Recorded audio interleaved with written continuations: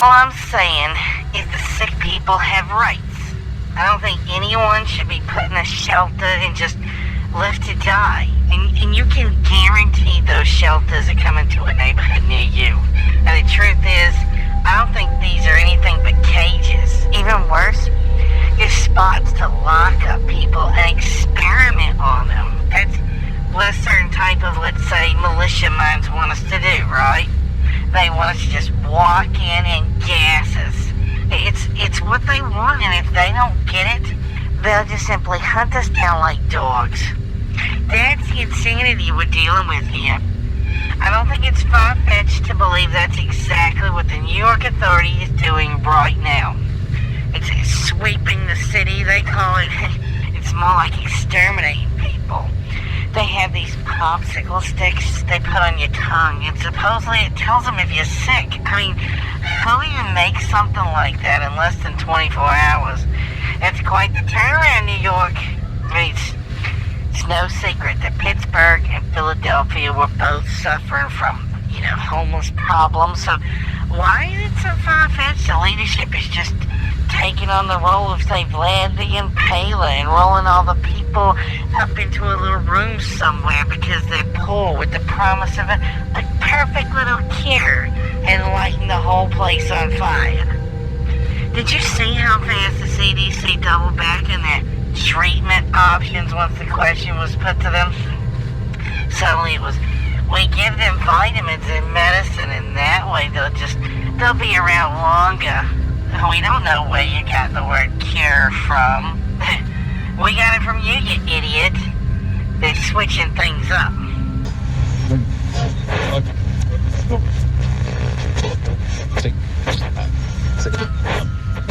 And that's the question, isn't it? The promise that everyone has everything under control. Yet that's not the case here, is it? I think that everyone thinks the cities are the most vulnerable to this disease, and that it's the homeless and drug dens that spread it, what the conservative base wants you to think. But the reality is people living in the sticks, those are the ones that are most vulnerable. They have least ability to get to necessary services, and living out in the middle of nowhere, your whole family could simply die and nobody would know. At least in the city, somebody somewhere is going to see you shambling around and call the cops. What we need to do is use those thick budgets to help the homeless, or else we really will have a powder keg on our hands. This message is from Civil Defense. Your area remains under high alert. Avoid contact with anyone you believe may be sick or ill. Avoid anyone that is unresponsive. If you encounter an individual you believe to be sick, contact Civil Defense.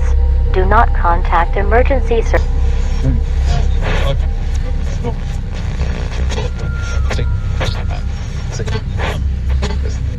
So it seems here we do have a name for this disease now. Pathogenic Ataxic Cerbrovascular Encephaliopathy disease. It appears that the short term at this time is being used is called PACE, P-A-C-E, and a doctor from the military was the one responsible for this naming convention, a Dr. Robert Hodge of the Infectious Diseases Department located in Washington. We did try to reach out to Dr. Hodge, but he was unavailable for comment, and I'm sure it's because he's been hard at work finding a treatment at this time and hopefully a cure for what we're undergoing right now. So we're hoping to hear back from him as soon as he's available. Maybe we'll have him as a guest on the show. In a landmark case today, the Attorney General was forced to drop the case and will not be prosecuting a New York City peace officer for shooting an unarmed man he reported was suffering from what is now being called the PACE disease. Earlier, the assault appeared to be an unprovoked attack by the officer who opened fire, killing the man. An outcry from local citizens forced the chief of police to put the officer on unpaid suspension, and after reviewing the body-worn camera, the judge refused to try the case, stating that it was difficult, if not impossible, to prove that the individual was not affected by an external illness or pathogen. and reviewing the conditions of the illness, deemed the officer clear of any wrongdoing. This forced the Attorney General to simply drop the case in its entirety, and the officer is currently back on the streets. In other news, the mayor has advised that harboring anyone sick with PACE will be considered negligent behavior and has once again threatened to enact something along the lines of a door-to-door search and arrest of anyone caught harboring a sick individual. In the meantime, the Board of Health has set up a hotline to report anyone you suspect of being ill to the authorities, who can perform a wellness check but have refused to enact a lockdown at this time. This has prompted cries of outrage from activist groups that say it is their right to stay protected inside their homes, and say these activities disproportionately affect minorities. Unlike other areas that have shelters, New York has not had such a luxury as yet. Civil defense has been hard at work to train Port Authority volunteers to implement a shelter system and effectively spotting a sick person and providing a test to do so. With the influx of migrants and other people that flood into the state, it's important to stay ahead of the situation. Fire Chief Ed Gaines stated, "It's slow going at this time, but we're sure that we will have functional shelter systems going up all around the city by tomorrow to help with anyone that is sick or in distress. It is the job of our brave men and women, first responders, to ensure the safety and security of citizens of this fine city, and we take that responsibility very seriously." End quote. What is clear at this time is that New Yorkers are being even more unfriendly, if that's possible. If you are sick or injured, you are now officially on your own. One individual who reported having a heart attack in Central Square said he was there for over 10 minutes prior to someone offering assistance and calling paramedics. Thankfully, they were able to provide him the necessary aid, but should this disease continue to spread, it's unknown how unfriendly the population could actually become. Deliveries and working from home were up 70% across the city, but it just goes to show that our state doesn't slow down, and it definitely doesn't sleep, and maybe that is our strength. On the other hand, cab companies have seen a steady decline in work, but still call it a very busy city that needs a lift on a regular basis.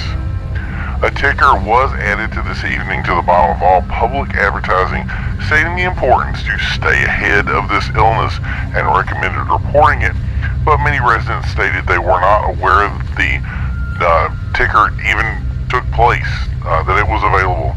So in the news elsewhere, police and other officials are ramping up a response to find the true impact of the illness on the East Coast. Although Pennsylvania and Georgia are most affected and have seen the most activity from civil defense, areas like Chicago have seen reports with little or no activity. Although the federal government has stated that now is the best time to get ahead of the response, some areas report they simply don't have the manpower or budgets to fund the man hours required to take on extra tasks, and advise that a grant may be in order. If this was an activity that expanded throughout the U.S., it's estimated that it could cost the taxpayer $50 million in investments nationwide. In world news, China has seen a great deal of increased police activity in Hong Kong and Wuhan as civil unrest grips part of the city. Officials have reported that a disagreement from rival gaming groups has turned violent, and have reported that they have the situation well in hand. China has had issues with stay-at-home youth that refuse to get a job and live on state money. These groups have a propensity for violent clashes